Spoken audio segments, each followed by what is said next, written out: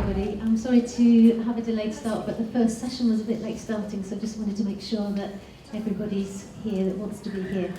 My name is Jane Shaddock-Brady. I'm the Deputy Head Teacher at Dubai English Speaking School. I'm very happy to be here showcasing really the work that's been happening in our school for the last few years. This session is very much an information session. It's really to talk about how we've introduced the coaching culture into the school, into our primary school, and to talk about some of the sort of things, and tools and resources that we've used to do that, rather than it being a very active session. I know some of the sessions today are very active and inviting you to take part in all sorts of activities. This is much more of an information sharing, so I hope you'll enjoy it. So really the purpose of this morning then is to talk a little bit about our school. It's a English National Curriculum primary school, Dubai English Speaking School. We've been in existence for quite a long time. We celebrated our 50th birthday, I think it was 3 years ago now. And we are a big primary school, so we have over 900 pupils at the school, and we opened an FS1 unit last year, so it's just been in existence for just over a year. We have over 100 staff. It's quite a big school just for primary school, and obviously we've made bigger connections with our secondary school, Dubai English Speaking College. And that's the reason why I've put desk, because the coaching practices that we've introduced at the primary school is actually having an impact with some of our secondary colleagues as well. So it's really how the whole programme has evolved over the last few years, and how it's really had an impact on the ways that we teach in the classroom, but more importantly how the children learn as well, and that's what I wanted to really focus on this morning.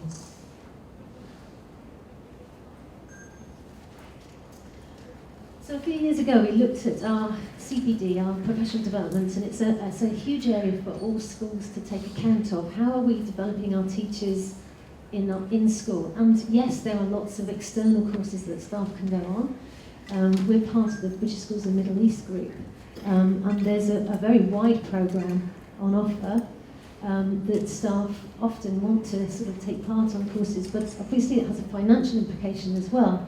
And it's very difficult to prioritise who has the chance to be able to go on an external course. And of course, what happens when that information comes back into school? Where does it go? And often it gets lost because we lead such busy lives. So what we wanted to do is look at how are we developing our professionals in school. And very much we look at our school development plan and what the priorities for the year are, and how all the other areas of development come from that initial plan.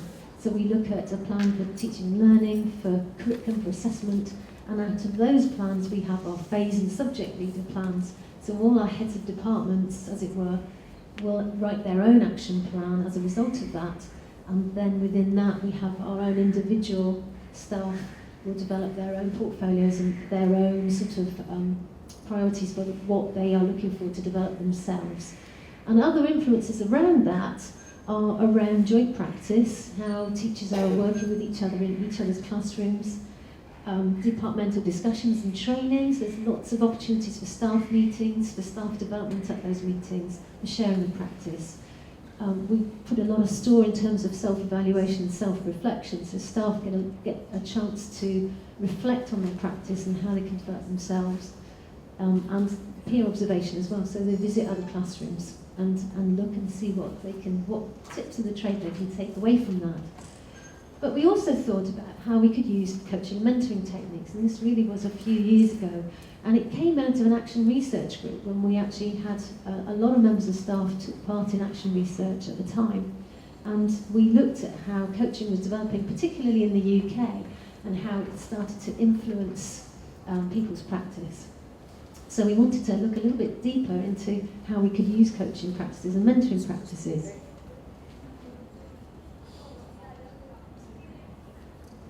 I'm hoping you can all hear me with the microphone, because I'm quite softly spoken, but I'm hoping you can hear me quite clearly. So we looked at how coaching was developing, and we looked at other training partners that might help us with this. And I'll come on to that in a minute, but this really was a very key quote for me. Whitmore is quite influential in terms of coaching, and anybody who's done some reading about coaching will know about John Whitmore. The coaching should never be viewed as the flavour of the month or as just another new initiative. We're constantly bombarded, aren't we, by new things happening and the next new thing. And what we didn't want to do was introduce something that would just disappear after a year or two. We wanted to embed it and to see it as another step in the ongoing evolution of human interaction. So really to look at how we can help develop what's happening in school, not just between our adults, of staff or with our parents, but also with our children. So as such, it applies equally to leadership, to management, to parenting, and to teaching and learning. So that for me was quite an influential quote. So we went down the route of looking at working with a training partner, and there's lots and lots of companies out there that will talk about all sorts of ways of using coaching.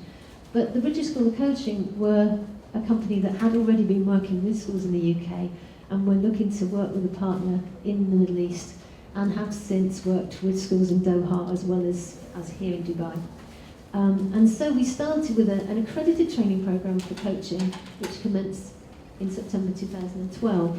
And what we did was we looked at how we can enable our staff to qualify.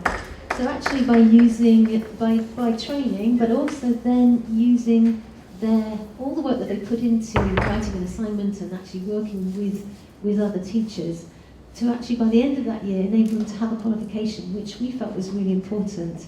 Again, it's all very well going on a course, but again, it's actually being sort of recognised for the effort that's been put into to going on this course and actually seeing how much learning had taken place. So it's a really good way, we felt, of actually enabling staff to be on board with that.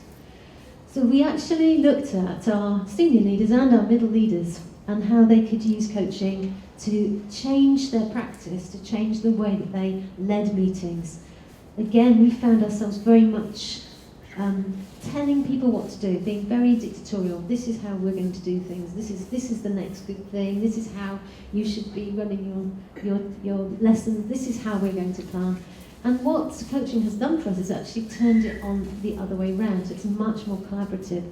By using questioning is really the key to all of that. So it's really much more engaging staff to come up with their own ideas and how we then take those forward. So we wanted our middle leaders and our senior leaders to change the way that they led, particularly their staff meetings, their departmental meetings, their one-to-one discussions with teachers in their teams, professional development meetings, appraisal meetings, all those types of things that we're constantly engaged with, but we very rarely have the time to sit back and think, how am I actually approaching this? What sort of management style am I using to develop the person that's next to me, and how much time do I give to plan those meetings and prepare those questions? It ends up being a quick 5 minutes, 10 minutes, whenever we can, but we really wanted to change our approach and to change the culture of that. So again, we were looking at using our language for these one-to-one meetings, our professional development meetings, team meetings, phase meetings, all of those sorts of areas, so that staff were becoming more as what we call solutions focused. We were trying to encourage our staff to come up with their own ideas rather than seek to be told all the time. It's easier to sit back and wait to be told what the next priority is. But actually we were trying to engage our staff to actually make those decisions themselves. Following the initial start of that programme, then we also looked at a mentoring programme for our parents, because again, we were trying to develop our coaching culture and develop that coaching language with our staff, and hopefully it would impact in the classroom. But part of that triangulation is actually talking to our parents as well. And we wanted our parents to be involved in working with their children at home. And we had quite a big take-up of parents who were interested in mentoring their child at home. And again, that was a very short 2-day programme where parents would come in and, again, change the way that they spoke to their children, how they phrased sort of sentences with them, how they approached issues with their children. And again, by not directing their child or telling their child what to do, enabling the child to see what the best solution would be.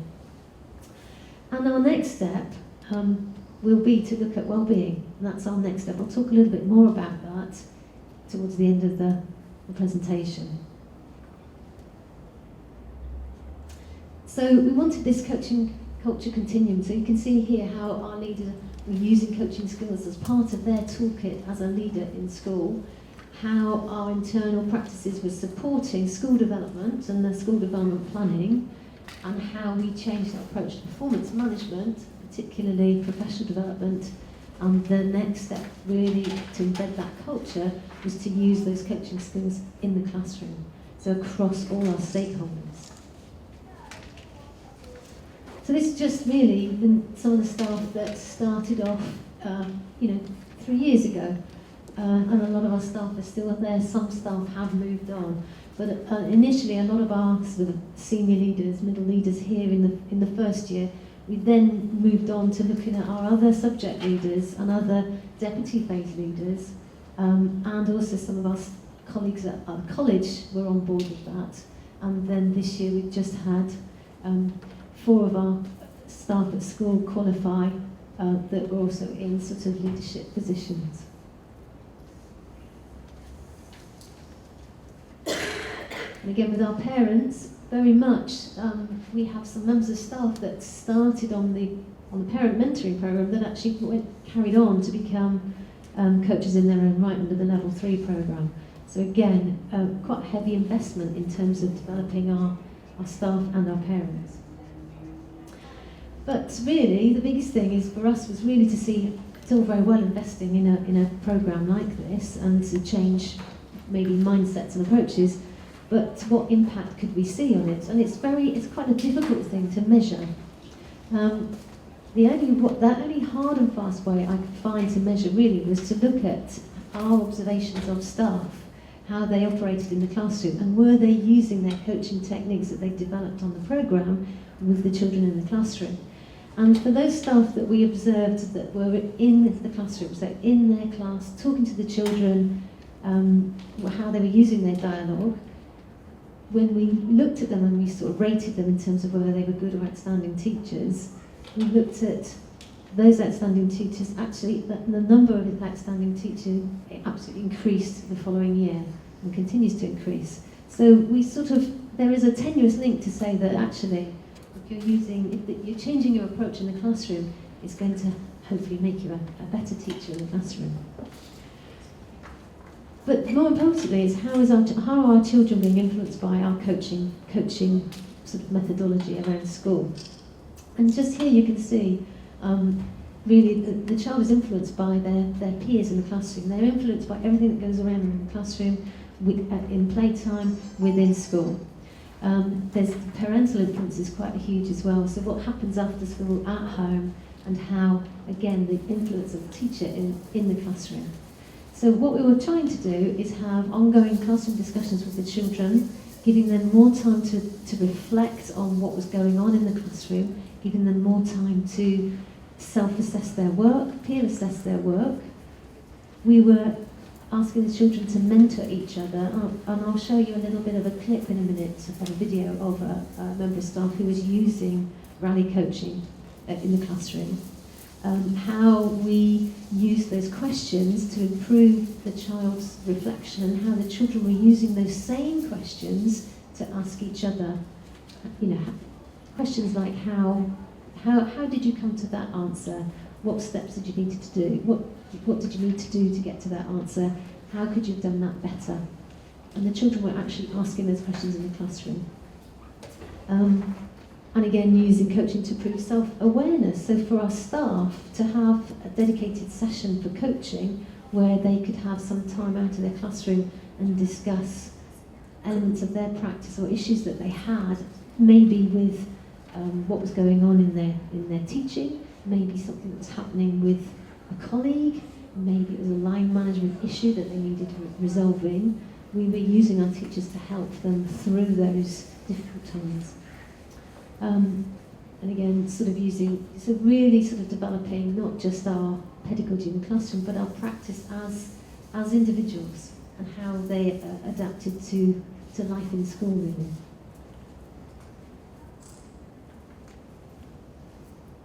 So, just a sample of some of the questioning techniques that we would use in the classroom. So, what skills and knowledge do you already have? what motivates you? How best do you learn? These are all open-ended questions that we would ask the children to have a response from. So very much, when you're using coaching particularly, it's not a comfortable discussion that you're having, either with the child or with the adult particularly. It's not seen as a cosy chat. Coaching is much more getting to the heart of what the problem is and finding ways to really try and improve performance. Mentoring is much more about working alongside somebody. So it's much more about show me and I'll follow you, I'll do it.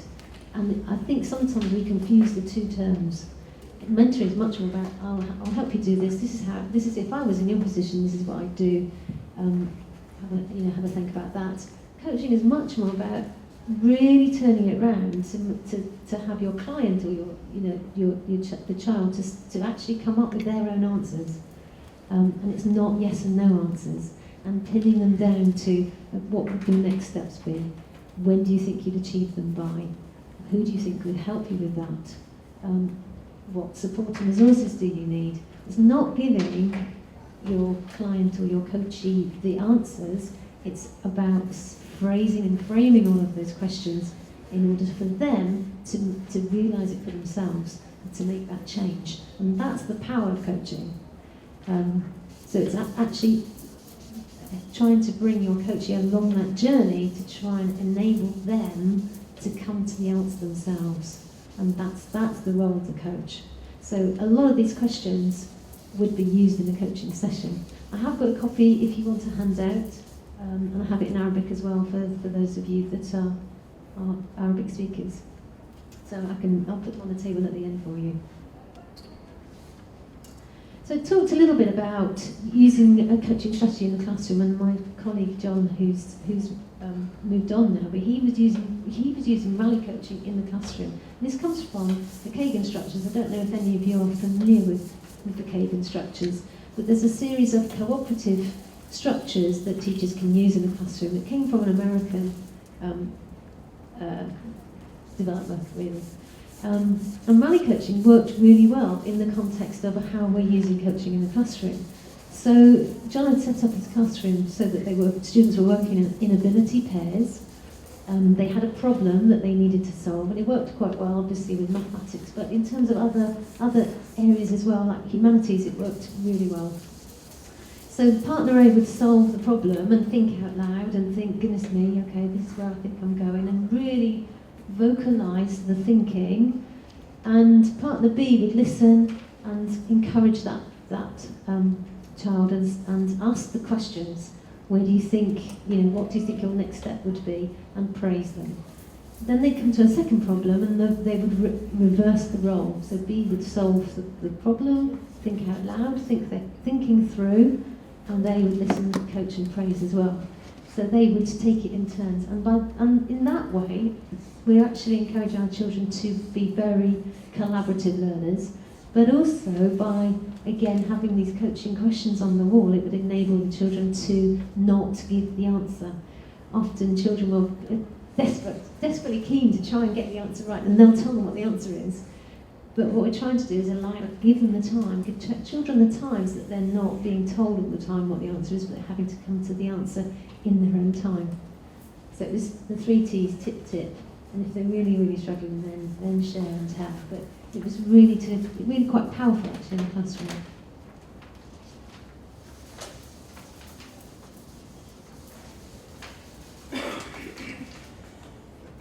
So we're looking for our success really. So what we're looking for is that we're building a coaching culture across the school, across not just our primary school, but into our secondary school as well. What we're trying to do is train our staff over time to think, to change their practice, to be self-reflective and not continue just along the path because this is how I've always done it, but to think much more out of the box and think, okay, this isn't working, why isn't it working, how can I improve it, how can I be better at what I'm doing? So we're increasing what we call reflective practice. And that's part of our appraisal system as well, is to actually try and encourage reflective practice, encourage staff to think about what's working well, what would be even better. Hopefully it will have an impact on increased attainment over time as well, because obviously if we're changing practices in the classroom, the children will be, there'll be deeper learning going on, there'll be deeper understanding rather than just a surface knowledge base. And we're also aiming to improve and build on staff capability. And importantly, as we're moving into our next phase of looking at wellbeing and using coaching to develop wellbeing with our staff, with our students and with our parents, we will be safeguarding and increasing our staff and pupils' wellbeing. And this is really what our next step is, where we want to go with it.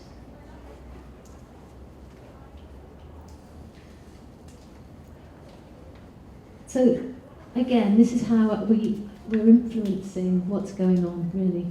So we have a coaching team which we meet quite regularly.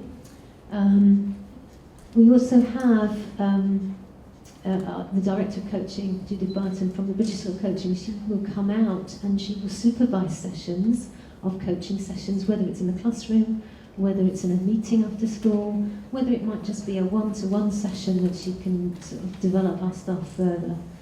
And the coaching team will be keeping their own records and their own logs. So it is quite a rigorous process. It's not just a case of doing it when we want to. It's actually keeping a regular log and making sure that's audited on a regular basis. And what we want to do is actually develop that internally as well, so that we're not just having an external audit coming through, but we can actually audit internally as well and have some supervision from an internal member of staff. And it's how then the coaching team are influencing their peers, the teams that they work with in the classroom, in the organisation, and then as a wider community. So you see some of those areas where we're influencing, where coaching is influencing throughout the school and also in a wider community. And here, for instance.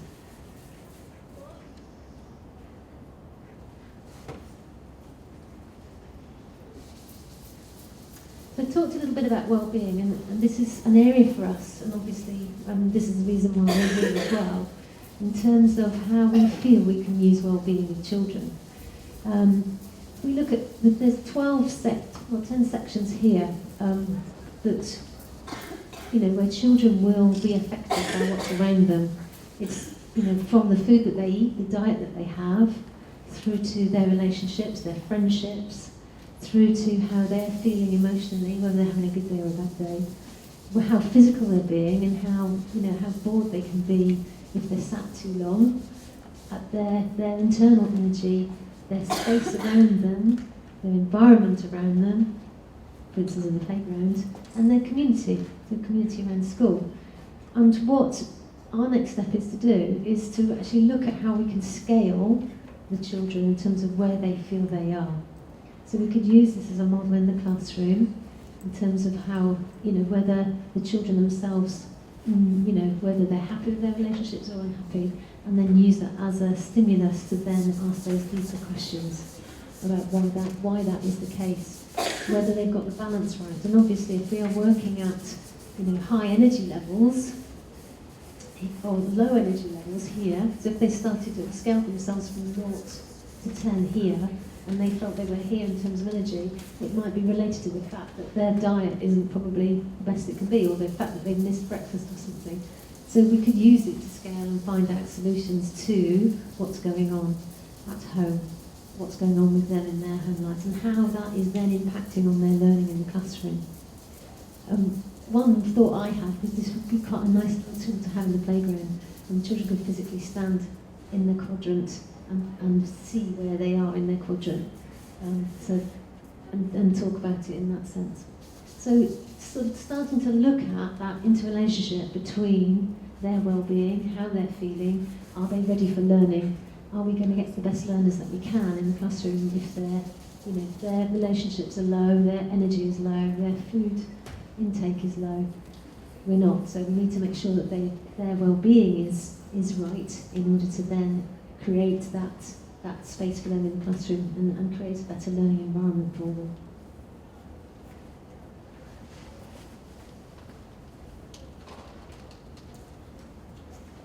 Okay, and this was just a final sort of quote really from me. So when one is out of touch with oneself, one cannot touch others. And we're all about making sure that our environment, the work that we do in school is having an impact on the children that are with us. So, and we need to know ourselves in order to do that. If we're not ready, if we're not prepared, if we're not in the right space, that will influence everything that's around us as well, and the people that are around us. So we do need to look after each other and look after ourselves.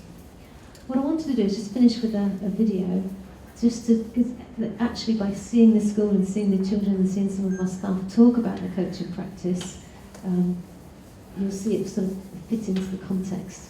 So I'll just bear with me, and hopefully the video will play, will behave itself.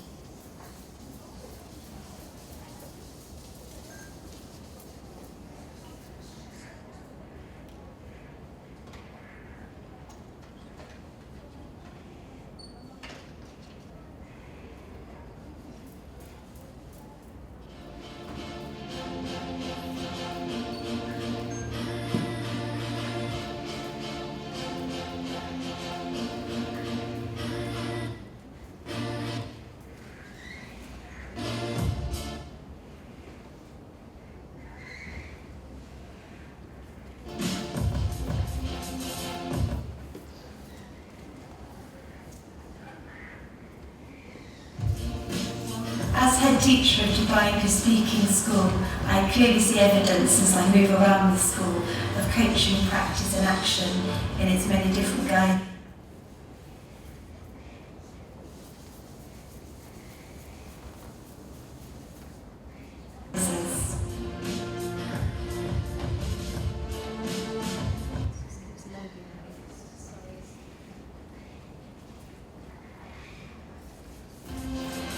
Journey at DESK commenced in autumn 2012. It really started with a desire to improve teaching and learning, to really add more to the experience for children. And as part of that,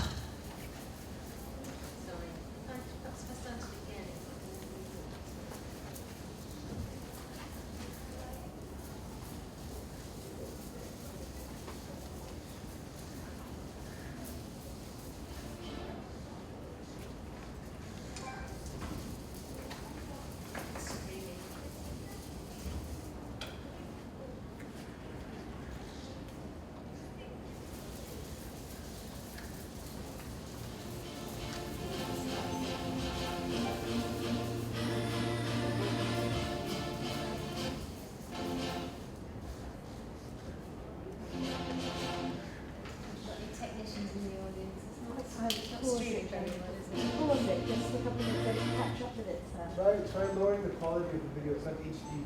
Yeah.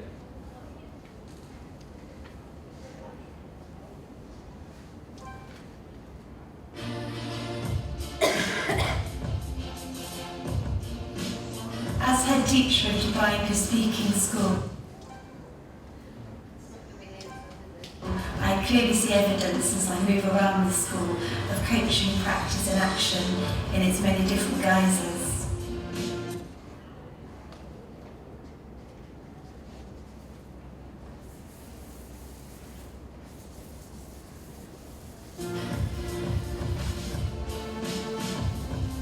The coaching journey at DESK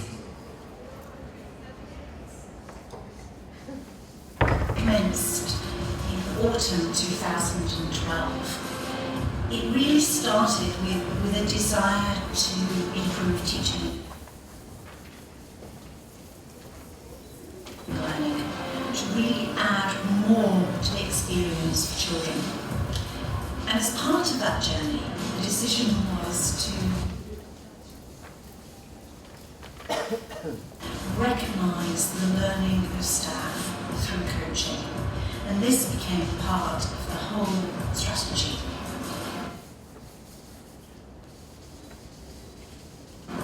This culminated in the decision to begin an ILM Level 3 programme in coaching.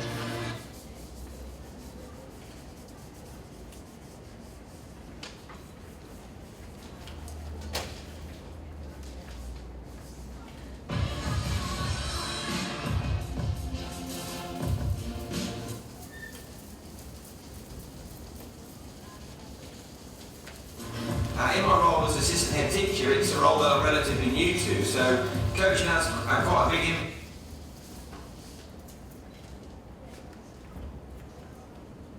impact both on me personally in terms of how I ask myself questions to be able to find solutions to the new challenges that I've faced and the new sort of roles that I've taken on within that.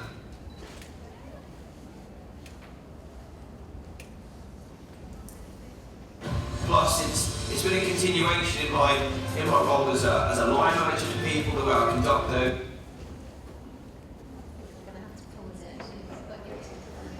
meetings. It's very much question based with me asking them to bring things to the table. We can put it on our website. I can put it, yes, absolutely. You can have a look on our website to see that. Yeah.